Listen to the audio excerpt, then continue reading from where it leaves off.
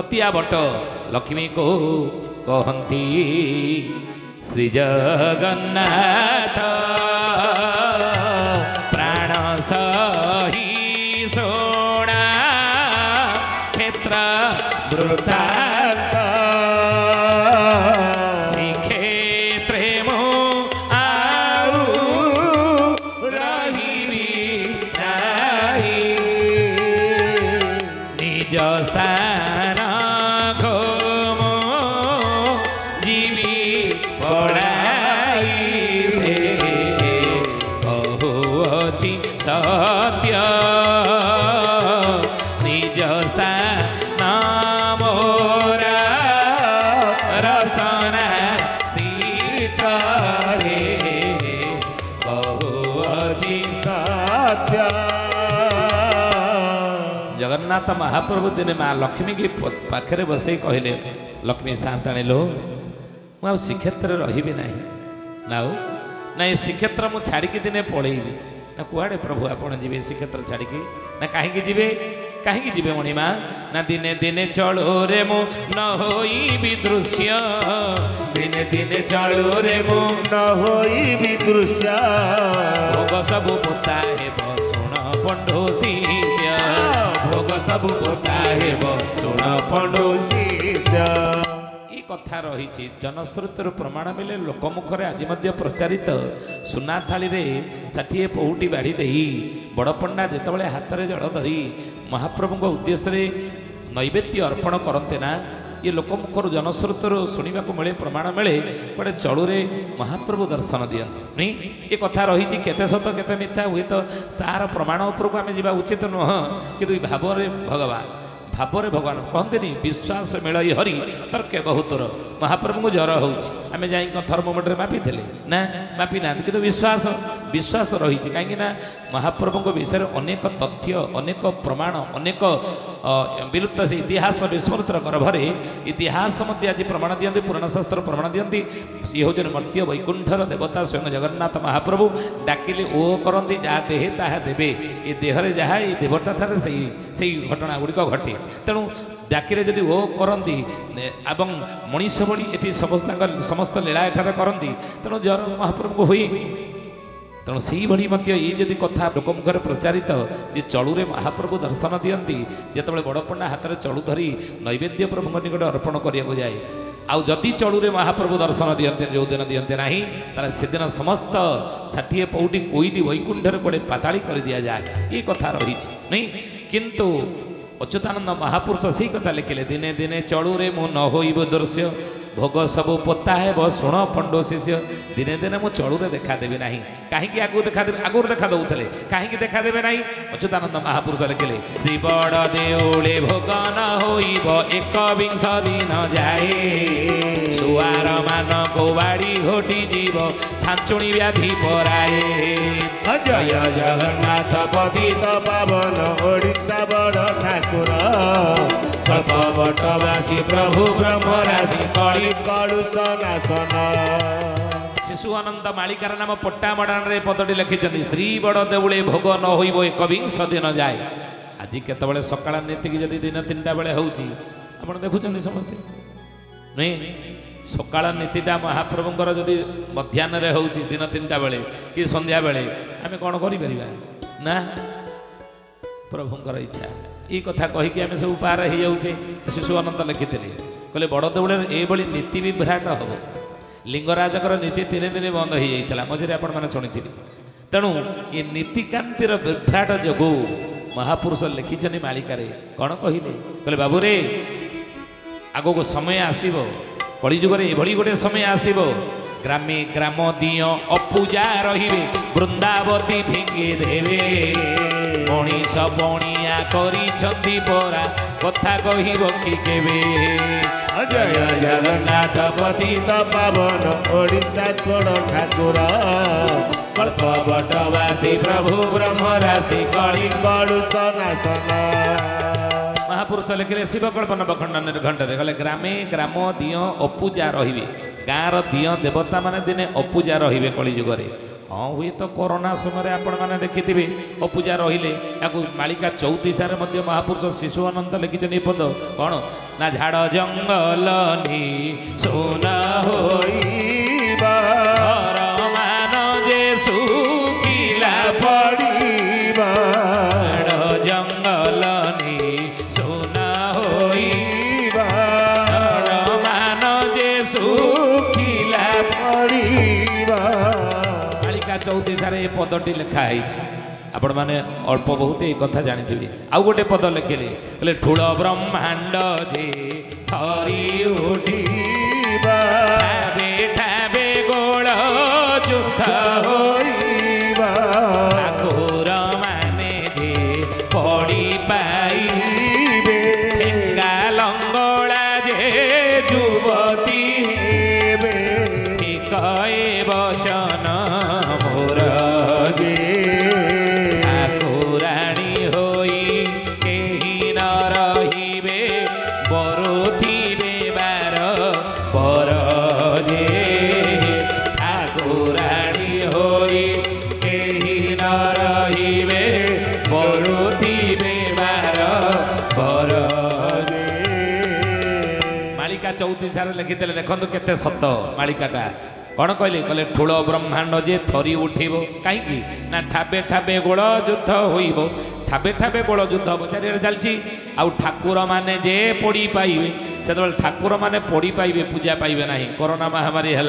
ठाकुर माने पड़ी पाइले ना कि गोटे नवेदन आपण मान समस्त को जदि मालिका भक्त मैंने आपण मैंने बसिचंदी मालिकार कथा जदि विभिन्न स्थान में आलोचना करुथे ताले ए कथा केबे हेले आपण कहिबे नाही जोटा मालिकारे वर्णना महापुरुष माने करि नाहंती अनेक दिन तले मूषा कथा कहला आपण मैंने देखिथिबे श्रीमंदिर रे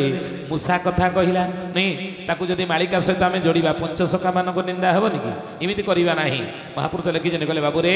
बाना नाम जेणु पतित पावन पतित रे दया हेला पचरा कनारे गरम रहिछि बुझी सुझी धन खेला जय जगन्नाथ पतित पावन ओडिशा बड़ ठाकुर कल्पवटवासी प्रभु ब्रह्मराज कड़ी कड़ू सनासन ये पचरा कनारे गरम जिनस रही मालिका 600 वर्ष तलर किंतु गरम जिनस रही भविष्यतर कथा कहला बेले होशियारी बुझी सुझिकी खेलुथबो रे बाबा तेणु जदि जो मैंने आलोचना आम करुचे मालिकार पंचसखा मानकर मालिकार ताको होशियारी आलोचना करुथे कि जोटा नाही जो विषय मालिकार लेखा नाही ताको केबे हेले तुंडेर धरिबा उचित नहीं धरिबे नाही बुझिले तेणु हे ज्ञानी गुणी मंडली आलोचना करुले ठाकुर माने जे पड़ी पाइबे थरे सब लिखिले 34 परा ठूल ब्रह्मांड जे थरी उठिब पुणी थरे लिखिले ठाबे ठाबे गोल युद्ध होइब पुणी थरे लिखिले ठाकुर माने जे पड़ी पाइबे पुणी थरे लिखिले ठेंगा लंगड़ा जे युवती पुणी थरे लिखिले ठीक ए वचन मोर जे पुणी थरे लिखिले ठाकुराणी होई केही न रहिबे भरुथिबे 12 बरस मालिका एमती बुझेले लोक विश्वास करेंगे बुझे तेणु हे ज्ञानी गुणी मन ठाकुर मैंने पढ़ी पाई आप जानी मंदिर गुड़िक बंद है कोरोना महामारी समय आगु को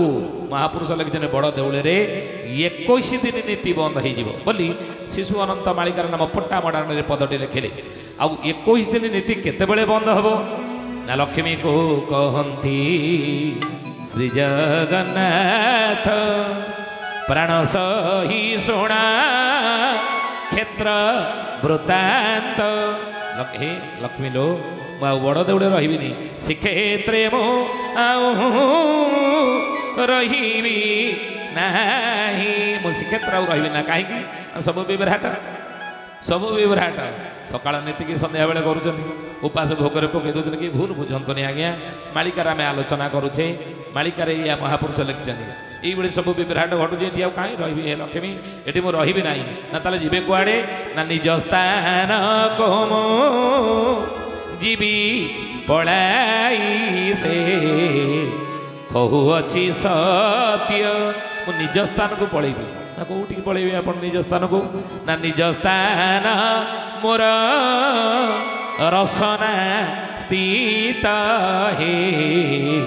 कहूँची सत्य मो निज स्थान मोर रसना स्थित से मुझे रसना कहले कौन जीभ नहीं रस को आस्वादना करे कि जीभ ଆଖିଟା ଗୋଟେ ମିଠା ଗୋଟେ କଲରାଟା ପିତା କି ମିଠା କିଏ ବାରେ ଆଖି ନାକ କାନ ନୁହଁ ଜୀବ ହିଁ ବାରେ ନି ଆମ୍ବଟା ଖଟା କି ମିଠା ଜୀବ ହିଁ ବାରି ଦିଏ ତେଣୁ ଏଇଟା ହେଲା ରସନା ରସନା କହିଲେ ଜୀବ ରସନା ସ୍ଥିତ ରସନା ଉପରେ ସ୍ଥିତ କ'ଣ ଆମେ ସକାଳେ ବ୍ରଶ କରିସାରିଲା ପରେ ଜୀବ ଛେଲାରେ କ'ଣ କାଢ଼ନ୍ତି ଛତିଆ ନାଇଁ ଛତିଆ କାଢ଼ନ୍ତିନି ଜୀବ ଉପରେ କ'ଣ ଅଛି ଛତିଆ ତେଣୁ ନିଜ ସ୍ଥାନ ମୋର ରସନା ସ୍ଥିତ ହେ କହୁଅଛି ସତ୍ୟ ମୋ ନିବସ୍ଥାନକୁ ମୁଁ ଯିବି ଛତିଆକୁ ମୁଁ ଯିବି କେତେବେଳେ ଯିବି ନା ଛତିଆ ବଟରେ ହାଡ଼ିଆ କମାର ଚାହିଁଛି ପ୍ରଭୁ ପଥକୁ ଶ୍ରୀକ୍ଷେତ୍ର ଯେ 7 ଦିନ ବସିଥିବ ଭକ୍ତଙ୍କୁ ରସିବାକୁ ଜୟ ଜଗନ୍ନାଥ ପତିତ ପାବନ ଓଡ଼ିଶା ବଡ଼ ଠାକୁର କଳ୍ପ ବଟବାସୀ ପ୍ରଭୁ ବ୍ରହ୍ମରାଶି କଳି କଳୁ ସନାତନ ତେଣୁ ପଞ୍ଚସଖା ମାନଙ୍କ ଭିତରେ ଅଚ୍ୟୁତାନନ୍ଦ ମହାପୁରୁଷଙ୍କର ମାଳିକା ଆମେ ଆଲୋଚନା କରୁଛେ ଆଉ ଅଚ୍ୟୁତଙ୍କର ଗୋଟେ ଜନ୍ମ ହାଡ଼ିଦାସ ଆପଣମାନେ ଜାଣିଥିବେ ସେଇ ବିଷୟ ଆମେ ଆଲୋଚନା କରୁଛେ କହିଲେ ବାବୁରେ ମୁଁ ସେଇଠିକି ଚାଲିଯିବି କୋଉଠିକି ନା ମୋ ନିଜ ସ୍ଥାନକୁ ଚାଲିଯିବି ନା କେତେବେଳେ ଯିବି ନିଜ ସ୍ଥାନକୁ ଆପଣ କେତେବେଳେ ଯିବେ ମଣିମା କ'ଣ କ'ଣ ଘଟଣାବଳୀ ଆମେ ଦେଖିଲେ ଆମେ ଜାଣିବୁ ପ୍ରଭୁ ଆପଣ ଛାଡ଼ିବାର ବେଳ ଆସିଗଲା ବଡ଼ ଦେଉଳ ଛାଡ଼ିବାର ଆସିବା ସମୟ ଆସିଗଲା ମନ ଦେଇକି ଶୁଣନ୍ତୁ ମହାପୁରୁଷ କହିଲେ ବାବୁରେ ନୀଳାଚଳ ଯେତେବେଳେ ଛାଡ଼ି କରି ଯିବୁ ନୀଳାଚଳ ଯେତେବେଳେ ଛାଡ଼ି କରି ଯିବୁ ଆଉ ଯାଜପୁର ବିପ୍ର ଘରେ ଯାଇ ଜନମିବୁ ଯାଜପୁର ବିପ୍ର ଘରେ ଯାଇ ଜନମିବୁ ଜଗିଥିବୁ ହେ ଯେ ଯେତେ କହିଲେ ନ ଶୁଣିବୁ ହେ ଜଗିଥିବୁ ହେ ଯେ ଯେତେ କହିଲେ ନ ଶୁଣିବୁ କହିଲେ ଯେତେବେଳେ ନୀଳାଚଳ ଆମେ ଛାଡ଼ିବୁ ନର ଦେହ ଧାରଣ କି ନୀଳାଚଳ ଆମ୍ଭେ ଛାଡ଼ିବୁ ନର ଦେହ ଧାରଣ ଯାଜପୁର ଠାରେ ବଢ଼ିବୁ ବିଷ୍ଣୁ ଶର୍ମା ଗୃହେଣ ଅଚ୍ୟୁତାନନ୍ଦ ମହାପୁରୁଷ ଦେଖି ତାହେଲେ ସତରେ କ'ଣ ପ୍ରଭୁ ନୀଳାଚଳ କ୍ଷେତ୍ର ଛାଡ଼ିବେ ଏଇଟାକୁ ନେଇକି ତ ଭାରି ଚାଲିଛି ବୁଝିଲେ ଯେ ନୀଳାଚଳ କ୍ଷେତ୍ର କ'ଣ ପ୍ରଭୁ ସତରେ ଛାଡ଼ିବେ କେତେବେଳେ ଛାଡ଼ିବେ ଆଉ ଯେତେବେଳେ ଛାଡ଼ିବେ ଯାଜପୁର ଠାରେ ବିପ୍ର ଘରେ ମୁଁ ହିଁ ଜନ୍ମିବି ଲେଖା ହେଇଛି ଆଉ ସେହି ସମୟରେ ମହାପୁରୁଷ କହୁଛନ୍ତି ମୁଁ ଯିବି ଛତିଆ ବୋଲି ମହାପୁରୁଷ ଲେଖିଛନ୍ତି ଜ୍ଞାନୀ ଗୁଣୀ ମଣ୍ଡଳୀ ଦ୍ୱାପର ଯୁଗରେ ଉଦ୍ଧବକୁ ଭଗବାନ କୃଷ୍ଣ କହିଛନ୍ତି ମାଳିକାର ନାମ ହେଲା ଉଦ୍ଧବ ଚୌତିଶା ମହାପୁରୁଷ ଲେଖିଲେ କ'ଣ ଏହା ମନେ ରଖିଥିବୁ ରେ ଉଦ୍ଧବ ତୁ ଆଗେ କହୁଛି ସତ୍ୟ ତାରୁ ମୂର୍ତ୍ତି ନୀଳାଚଳେ ରହିଥିବ ମାନବ ସ୍ୱରୂପେ କୃତ୍ୟ ଜୟ ଜଗନ୍ନାଥ ପତିତ ପାବନ ଓଡ଼ିଶା ବଡ଼ ଠାକୁର କଳ୍ପ ବଟବାସୀ ପ୍ରଭୁ ବ୍ରହ୍ମରାଶି କଳି କଳୁ ସନାସନ ଉଦ୍ଧବ ପଚାରିଥିଲେ ପ୍ରଭୁ କଳିଯୁଗ ଯେତେବେଳେ ଆସିବ ଆପଣ ଧର୍ମ ସ୍ଥାପନା କେମିତି କରିବେ ଧର୍ମ ସଂସ୍ଥାପନା କେମିତି କରିବେ ନା ପୁଣି କଳି କାଳେ ମୁଇଁ ଦାରୁ ବ୍ରହ୍ମ ରୂପେ ସାଥୀ ସୁନ୍ଦରଙ୍କ ମେଳେ କଳ୍ପବଟ ମୂଳେ ସାଥୀ ସୁନ୍ଦରଙ୍କ ମେଳେ କଳ୍ପବଟ ମୂଳେ ଦାରୁ ବ୍ରହ୍ମ ରୂପରେ ମୁଁ ଲୀଳା କରୁଥିବି ରେ ଉଦ୍ଧବ ଧର୍ମ ସ୍ଥାପନା କରିବି ନା ପ୍ରଭୁ ଆପଣଙ୍କର କଳିଯୁଗରେ କହୁଛନ୍ତି ହାତ ନଥିବ ପାଦ ନଥିବ ଆଖିର ପଲକ ନଥିବ କାନ ନଥିବ ଅପାଣି ପାଦ ଯବନ ଗ୍ରହିତା ପଶ୍ୟତ୍ୟ ଚକ୍ଷୁଷ ଶୃଣତ୍ୟ କର୍ଣ୍ଣ ସବେତି ବେଦ୍ୟଙ୍ଗ ତସ୍ୟାସ୍ତି ବେତା ତମାଉ ରଗ୍ରେଙ୍ଗ ପୁରୁଷଂ ମହାନ୍ତମ ଆପଣଙ୍କର ପାଦ ନଥିବ ହାତ ନଥିବ ଆଖିର ପଲକ ନଥିବ କାନ ନଥିବ ପ୍ରଭୁ ଆପଣ ସେହି ସମୟରେ ଧର୍ମ ସ୍ଥାପନା କେମିତି କରିବେ ଅଚ୍ୟୁତାନନ୍ଦ ମହାପୁରୁଷ ମାଳିକାରେ ଲେଖିଲେ କ'ଣ କହିଲେ ପାଦ ନାହିଁ ସେ ଯେ ଗମନ କରଇ କର୍ଣ୍ଣ ନାହିଁ ସବୁ ଶୁଣେ ଚକ୍ଷୁ ନାହିଁ ତାର ତିନି ପୁର ଦେଖେ ଜିହ୍ୱା ନାହିଁ ସ୍ୱାଦ ମଣେ ଜିହ୍ୱା ନାହିଁ ସ୍ୱାଦ ମଣେ ସୁଜନେ ଜିହ୍ୱା ନାହିଁ ସ୍ୱାଦ ମଣେ ଜିହ୍ୱା ନାହିଁ ସ୍ୱାଦ ମଣେ ସୁଜନେ ଜିହ୍ୱା ନାହିଁ ସ୍ୱାଦ ମଣେ ଏଗୁଡ଼ିକ ସବୁ ପ୍ରଭୁ ଆପଣଙ୍କର ନଥିବ କଳିଯୁଗରେ ଆପଣ ଧର୍ମ ସଂସ୍ଥାପନା କେମିତି କରିବେ ନା ଏହା ମନେ ରଖିଥିବୁ ରେ ଉଦ୍ଧବ ତୁ ଆଗେ କହୁଛି ସତ୍ୟ ଆଉ ଦାରୁ ମୂର୍ତ୍ତି ନୀଳାଚଳେ ରହିଥିବ ମାନବ ସ୍ୱରୂପେ କୃତ୍ୟ ମୁଁ ମାନବ ସ୍ୱରୂପ ହେବି ମାନବ ରୂପ ହେଇ ମୁଁ ଧର୍ମ ସ୍ଥାପନା କରି ଏ କାର୍ଯ୍ୟ ଧର୍ମ ସ୍ଥାପନା କାର୍ଯ୍ୟ ମାନବ ରୂପରେ କରିବି ନା ମାନବ ରୂପ ନା କଳି ହେବି ମୁଁ କଳିକି ଅବତାର ମୁଁ କଳିକି ଅବତାର କଳି ଯୁଗରେ ହେବି ନା କେତେବେଳେ ହେବେ ନା ନୀଳାଚଳ ଯେତେବେଳେ ଛାଡ଼ି କରି ଯିବୁ ଯାଜପୁର ବିପ୍ର ଘରେ ଯାଇ ଯେତେବେଳେ ନୀଳାଚଳ କ୍ଷେତ୍ର ଛାଡ଼ିବୁ ନର ଦେହ ଧାରଣ ସେତେବେଳେ ନର ଶରୀର ଧାରଣ କରିସାରିଥିବୁ ଏଟା ମାଳିକାରେ ଲେଖା ଅଛି আচ্ছা নীলাচল ক্ষেত্র প্রভু ছাড়িবে কেতবে ছাড়িবে না যেতবে 22 পাবছে মিন খেলুথিব সিংহাসনরে বরুণ বাউড়ালো সিংহাসনরে বরুণ মদিনারে ঘোর রণ হেব মরিবে যবনা গণ জয় জগন্নাথ জয় জগন্নাথ জয় জগন্নাথ জয় জগন্নাথ 22 পাবছে মিন খেলুথিব সিংহাসনরে বরুণ মক্কা মদিনারে ঘোর রণ হেব মরিবে যবন গণ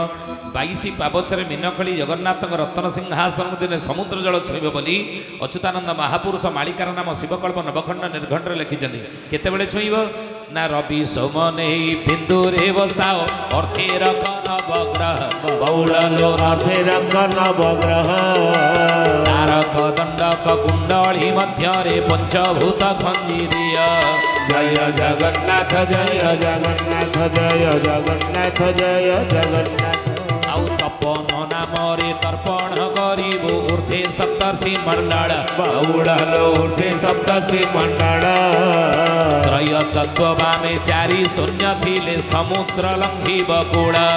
ଜୟ ଜଗନ୍ନାଥ ଜୟ ଜଗନ୍ନାଥ ଜୟ ଜଗନ୍ନାଥ ଜୟ ଜଗନ୍ନାଥ ମୋ ଜ୍ଞାନ ବାହାରେ ଏକୁ ବୁଝେଇବା ମୋ ଜ୍ଞାନ ବାହାରେ ବୁଝିଲେ କହିଲେ ଏକ ଯିଏ ଠାର ଗାର ଅଙ୍କଟାକୁ ହିସାବ କରିଦେବୁ ଯେଉଁ ସମୟ ହେବ ସେଇ ସମୟଟାରେ ଜାଣିବୁ ଯେ ସମୁଦ୍ର କୂଳ ଲଙ୍ଘନ କରି ରତ୍ନ ସିଂହାସନକୁ ଛୁଇଁବ ନା ଆଉ ସେତେବେଳେ ସଂକେତ କେମିତି ଛୁଇଁବ କ'ଣ ପରିସ୍ଥିତି ଘଟିବ କି ସମୁଦ୍ର କୂଳ ଲଙ୍ଘନ କରିବ